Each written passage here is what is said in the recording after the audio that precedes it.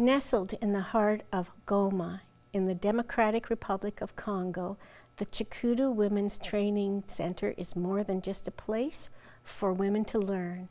It's a sanctuary for hope and empowerment and new beginnings.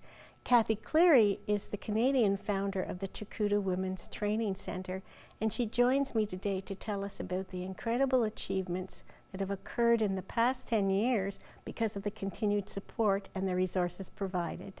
Welcome, Kathy. It's nice having you on the show. I would like to talk to you about this exciting journey that you're having, helping people in another area of the world. And can you tell us a little bit about that? Sure, April, thanks.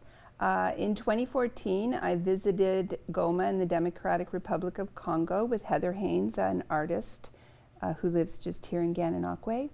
And there we met with a group of women and heard their stories. And as a result of that, they wanted to, I was just going to send money to be helpful.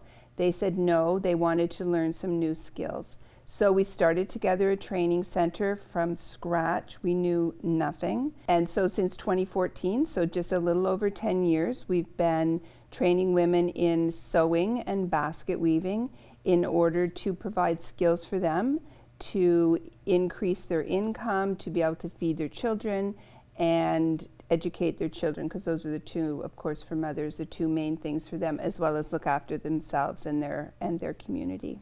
Tell us a quick update on what is happening right now with the Women's Training Center and the surrounding environment. Where we are is right on the border of Rwanda and the Democratic Republic of Congo, and that's where a lot of the resources from the Congo are, and so it's been an area of violence for some time.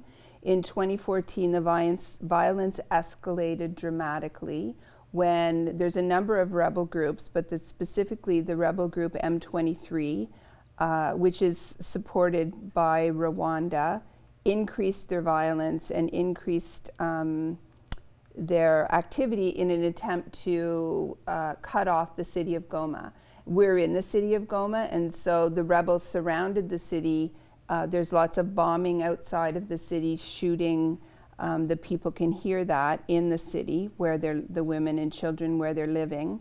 And so what that meant for the women was, of course, their safety is at issue. It's very scary to be living in that kind of a situation. How the women were working was they would sew in the city, they would sew clothing and school uniforms, and then they would take the bus from the city out to the villages, sell their things out in the villages, so make a little bit of money, and then buy produce when they were out there. Well, of course, produce out in from the farm is much less expensive than if you were buying it in the grocery store in the city or even in the market.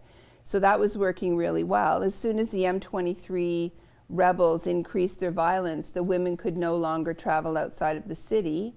As a matter of fact, 3 of our women got trapped outside of the city and weren't able to make it home for a couple of months back to their families.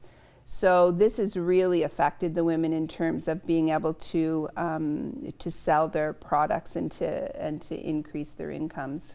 Who can come to the training center? The training center is meant for women. It's meant for women who want to learn sewing.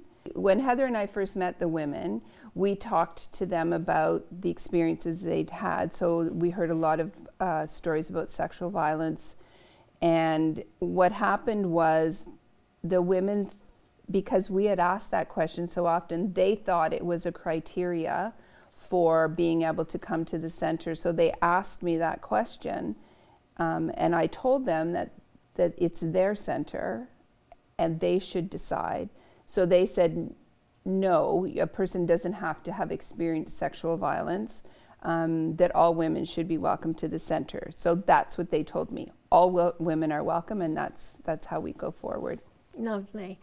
So you have with you today some of the examples of what's being made and how the women have been making them so they can sustain themselves and feed their children as well as themselves. Can you hold up one of the bags and tell me a little bit about it? Sure.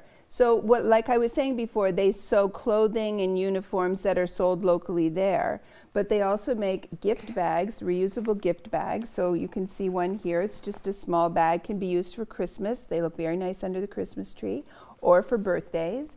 And then the women also make reusable sewing totes. So you can see here, each woman writes her name on the bag that she's made, as well inside of the bag. This is their pattern that they've developed for themselves, and so you can see that there's an opening with a zipper, so you can take that on your grocery shopping or your mall shopping or whatever. And then any of these products that I sell, I send the money, all of the money goes directly back to the women, and so then they use that money, of course, again to pay for their monthly costs. The women are needing to sell these things so that they can afford to purchase food. And because they live in a city, and it's a city that's very close to a volcano, an active volcano, it's not very good for growing things. So most foods they have to buy. They cannot grow their own food. So the number of people who have come to the training center and who have been trained, what are those numbers? Yep. So up until now, we've trained 10 women in basket weaving. We've trained and graduated 65 women in sewing, and we currently have, and this is our final group, we currently have 16 women who are also learning sewing, and they will finish and graduate in September of this year.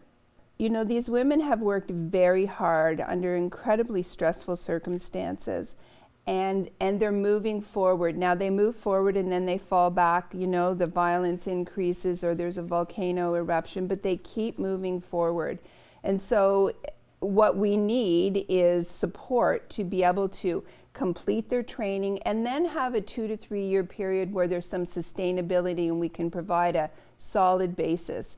And so, you know, supporting the women through donations and through the Canada-Africa Community Health Alliance, for example, is very helpful. That's how we run the program. And you can find more information on that website, correct? Yes, you can find information on that website as well as on the bridgingpost.com website. Lovely. Kathy, thank you very much for joining us today. Thanks, April. It was fun to be here.